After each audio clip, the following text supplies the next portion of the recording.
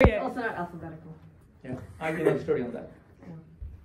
But it's not because ours sounds okay, definitely, yeah. Now I'm gonna explain in detail like how Word2Vec, the one that we learned for learning how ChatGPT works, how that can get trained and how that's used in real life. Not ChatGPT example.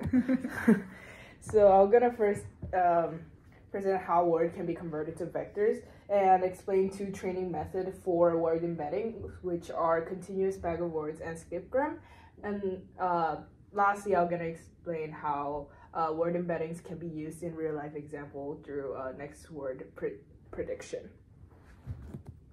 So, word2vector is basically a method to represent words as numerical values, allowing computers to actually perform some calculations with it. When I first read about this concept, like outside of primes, I was like really confused. Like, how would you represent like some abstract word like happy or like sad in a numerical value? So, I think personality test is really excellent example for like representing conceptual values through numbers.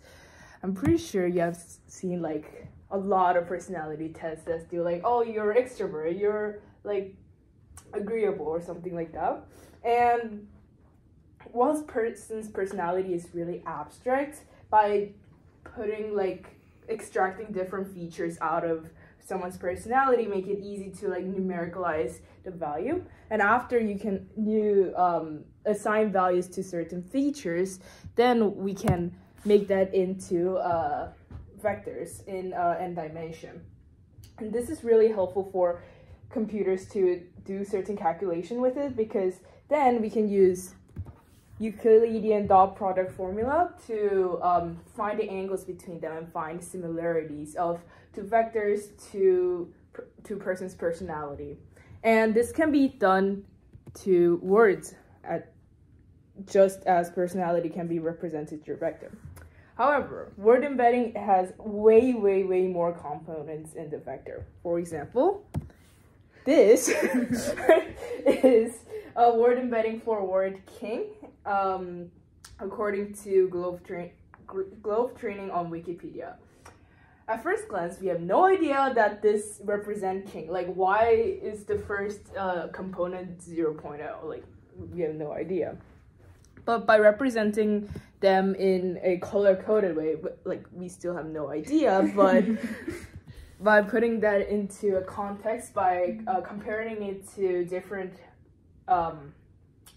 words, we can see like, oh, this has same value here, same value here, man and woman has same value here, and we can see like some correlation between each other.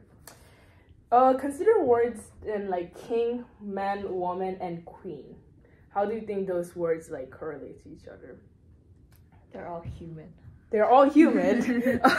And actually, unless it's a queen bee. Word2Vec and correlate this word by king minus men plus woman e. It's similar to queen, which makes sense. That's so funny. While the vector representation of this and the calculation doesn't necessarily match with queen, we can see like a lot of components in the vectors actually matches up with the queen. And out of like 400,000 words in the training set, queen was the most similar word, and therefore king minus men plus woman it's really pretty amazing. queen. And one of the reasons ChatGPT works as well as it does. And then my question was, how does Word2Vec know what value to assign to the word? Like, why the first component was 0.5 in the word king? That's through two training methods. First is continuous bag of word method. Let's say there's a sentence like, I go to school to study. And continuous bag of words basically predict study based on phrase, I go to school too. And this can be done by unsupervised learning. Basically, programmers just tell model to just read all of these Wikipedia pages and figure out how words correlate to each other. I'll give you one more example of this.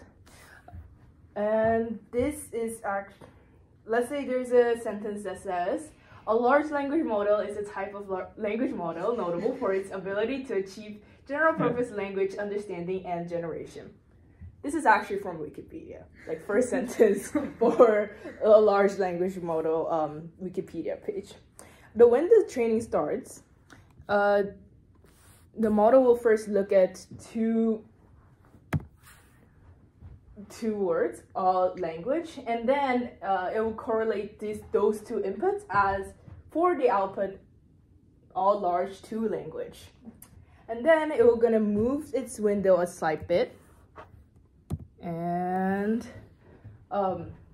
end up with two inputs, large language and output as model.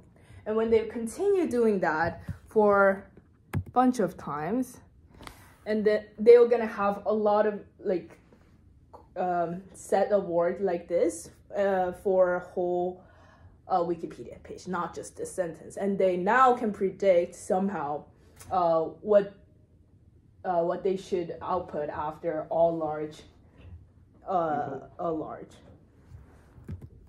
Another method is ScriptGrim, and this is basically opposite of continuous backward word. Basically, they're guessing a neighboring word based on the target word. Same sentence. I'll give you an example with the same sentence. So for a ScriptGrim, the third word will gonna be input, and the first, second, and fourth word will gonna be outputs, all large model. So basically, with the input language, the model should predict all large model. The interesting thing here is there's different colors between outputs. Basically means based on the proximity from input, it has different kind of probability assigned to each output, because all should not come, I mean, it can, but in this case, it should not come out before or after language. And then same with continuous bag of word, it will gonna keep train based on this sentence. So how does this actually work in like prediction, in making prediction? Let's say I wanted to say I play. Like, it's really simple sentence, but I wanted to say I play. The model will gonna first create a table with bunch of prediction. Like M is 0.5, probability was 0.1, will 0.2. I just create this probability. It's definitely not true, but and it will gonna probably predict, oh, M should come after I. However, I wanted to say play. Therefore, it's gonna subtract its prediction from the target so that it can create the error vector that can put it into a model later, so that now it's gonna guess play more than M. So basically, through this trial and error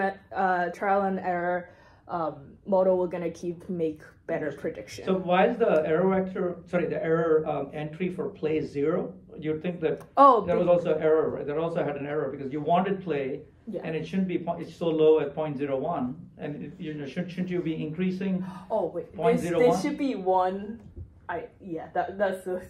They should be 1, and minus 0.01, it should be 0.99. Ah, there you go. Yes. I'm paying attention. Yes. What we've established is I'm paying attention. So. And we can see this kind of Word2Vec like every single day through next word prediction. When you think of next word prediction, it doesn't really feel like you're seeing every single day, but you do see every single day in your phone screen.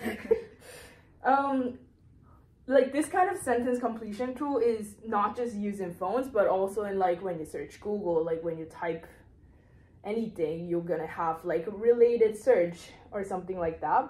And those are all of those technology has this foundation of Word2Vector. They only can do it because they can calculate something out of words.